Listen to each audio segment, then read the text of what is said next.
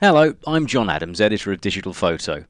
In this video lesson, we're going to take a look at how we can transform a fairly bland colour landscape and turn it into something a bit more special in black and white.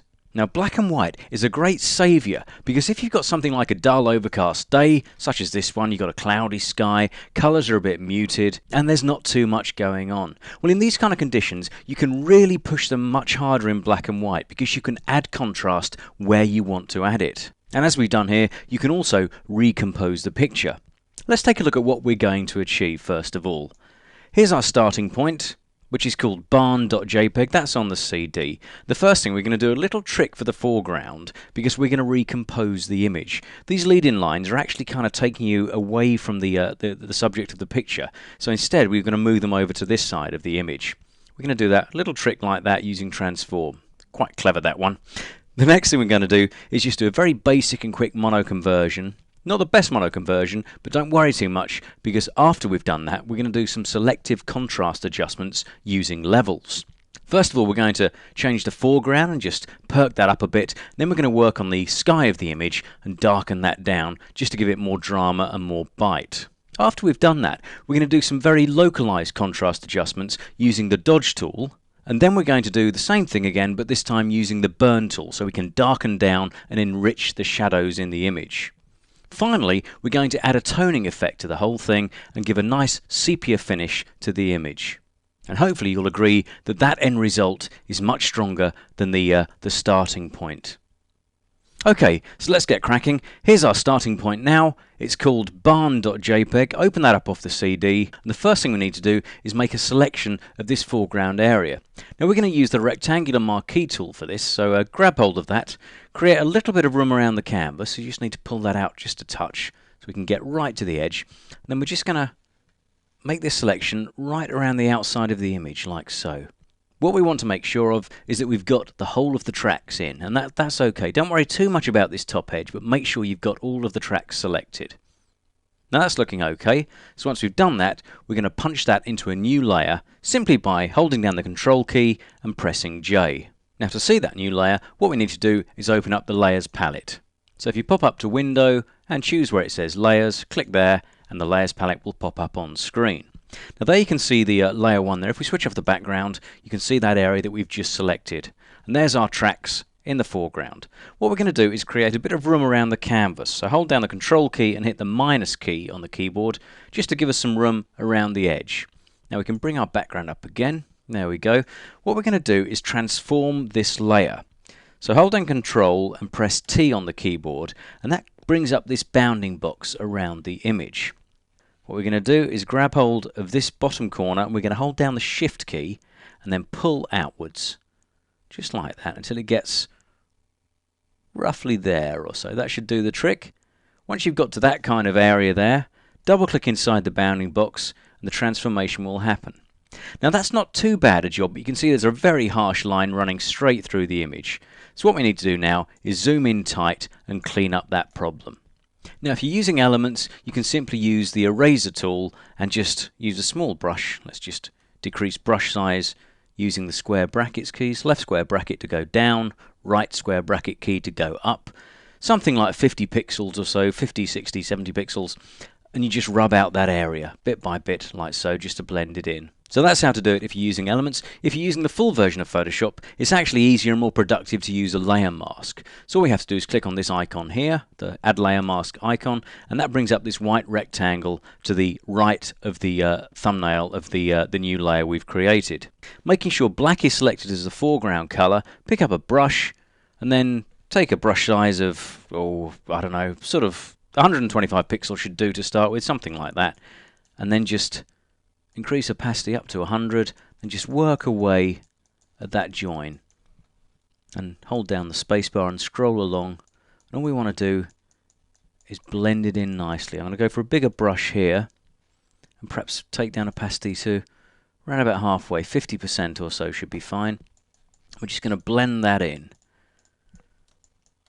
So there we go. Now I need to use a smaller brush here. I need to take care not to go into these tracks too much. We just want to get that join taken out, that harsh straight line.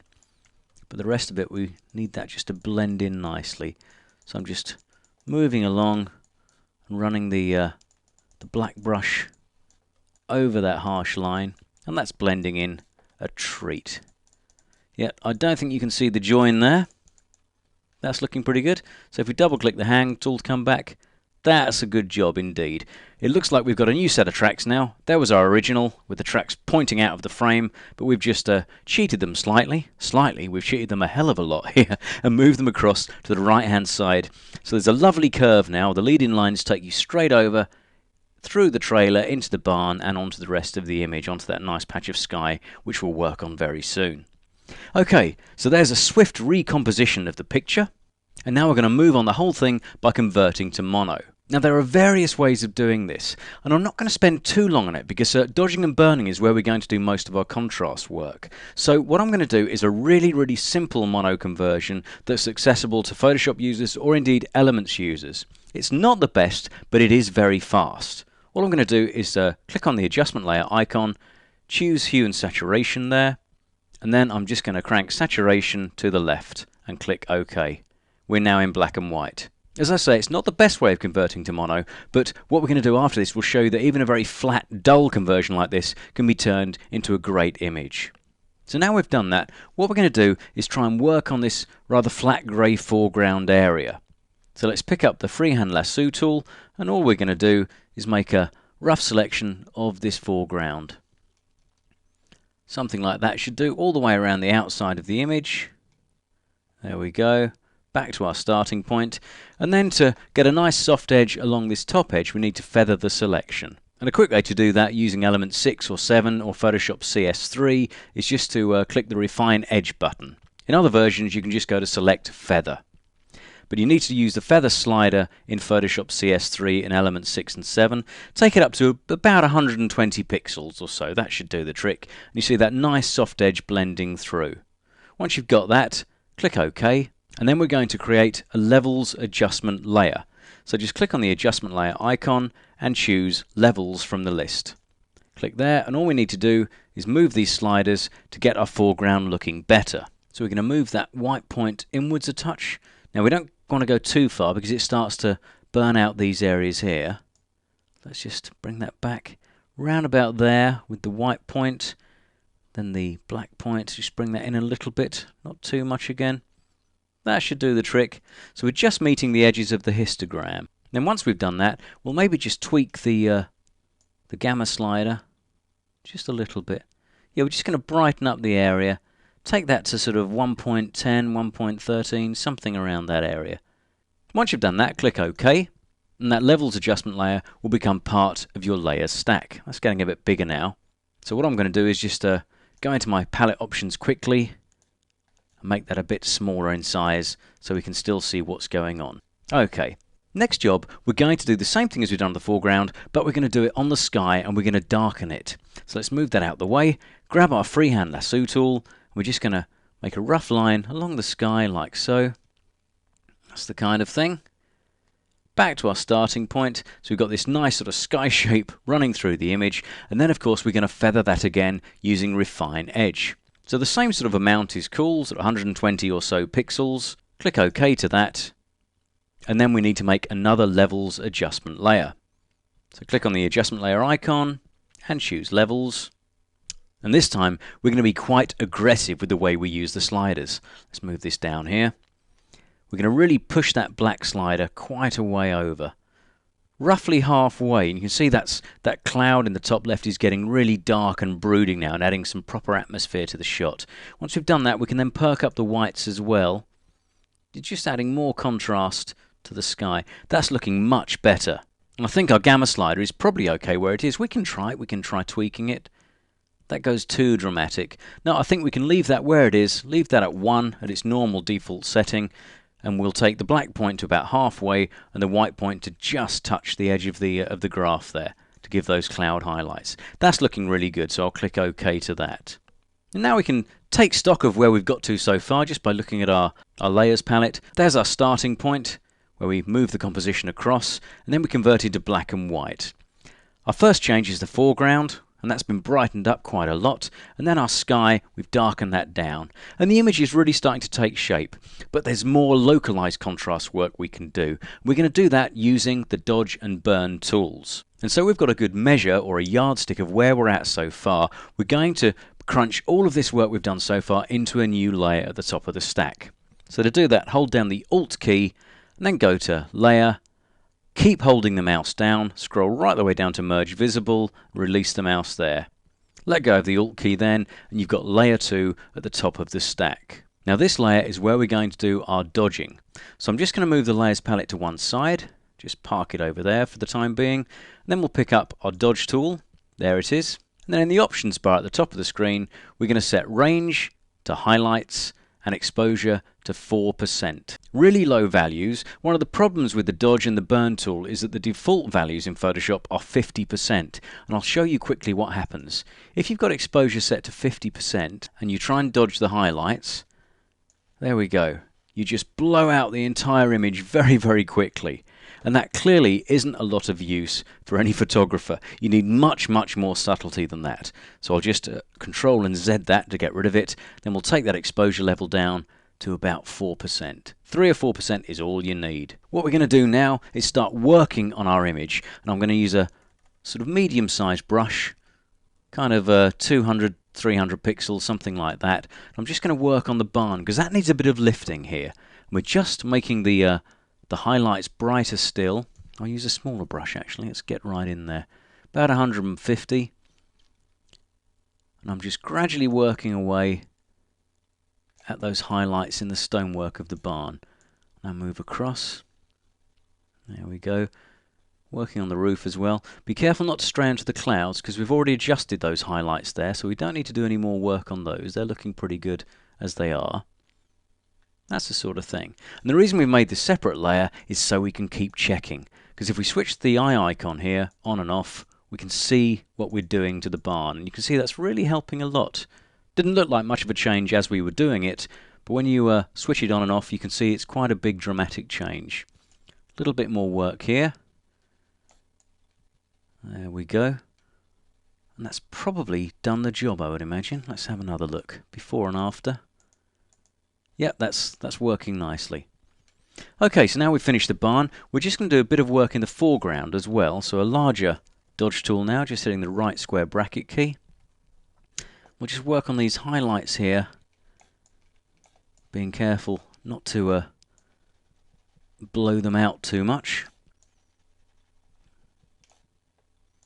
There we go. I think that's enough for now. So that's our dodging work complete. What we're going to do now is copy that layer. So to do that, we're just going to punch it into a new layer. Control and J is all you need to do, and you see Layer 2 Copy appears. Now this is going to be our burning layer. So we're going to switch the burn tool. There it is there.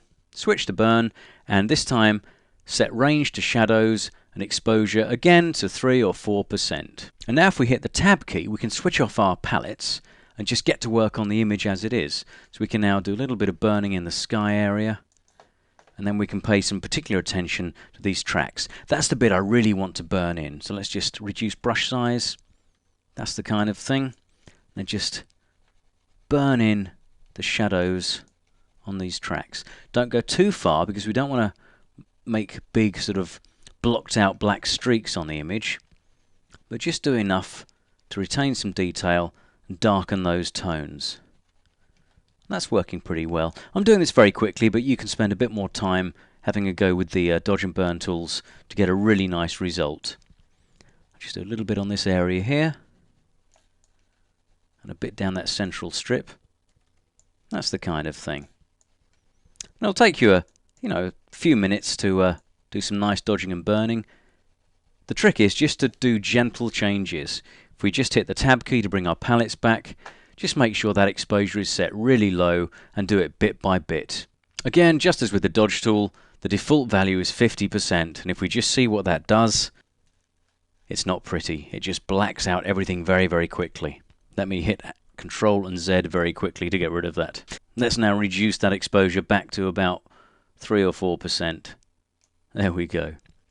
Right, so once your dodging and your burning's complete, you should be just about there. And again, you can check your dodging and burning. Let's move that to one side. If we just check, there's the burning work, there's the dodging work. You can see together they're making a big difference to how the image was before. And once you're happy, what we're going to do is sepia tone the image to give a really classic and traditional flavour to the whole thing. And this is really quick and easy as well. All you need to do is create another adjustment layer in the Layers palette, click on the adjustment layer icon, pick Hue Saturation again, that's the one we used to convert to mono in the first place, click on that, and then down in the bottom right corner of the palette you'll see a box called Colorize. Tick that and you instantly tone the image. The default is a value of 0 in hue, which is red, but if we just crank that up to about 30, you get a nice sepia coloured, an orangey brown tone. Saturation, it's up to you how far you want to set it. If you set it quite low, you get just a warm tone. If you set it very high, you get a very kind of orangey tone to the whole thing. So normally people go for around about 25 to 30 to get a nice rich sepia colour. So go for about 30 and 30 in hue and saturation, click OK, and there you have a nice sepia tone effect on your image. So if we do a quick backtrack and see where we've got to, that's our starting point, where we had our fairly bland, low contrast colour image. All we did, we recomposed it by using a new layer on the bottom part where the tracks were. And then we converted to mono using a hue saturation adjustment layer and just knocking out all of the colour. The next thing we did, we increased the contrast in the foreground area, and then we did the same thing to the sky just to darken it down. Then to get some really precise control, we did some dodging, first of all on the barn and the foreground area, and then we burnt in the shadows on these tracks in the foreground and a little bit around the barn and the foreground area here. Finally, we decided to go for a bit of sepia toning for a traditional look and simply did that with another adjustment layer. And I hope you'll agree that that looks pretty good. Of course, when you're happy, you can either save all the layers by just going to File and Save As and using a PSD format, or if you're completely happy with it and want to save it in any format under the sun, just click on the flyout arrow on the side of the Layers palette and choose Flatten Image, and all of that work will be crunched into one single layer. Okay, thanks for listening. Hope you enjoyed that. Give it a whirl with the start image that's on the CD. It's called barn.jpg. When you're happy with the technique, give it a try with your own pictures and see what kind of mono classic images you can cook up. Cheers, see you next time.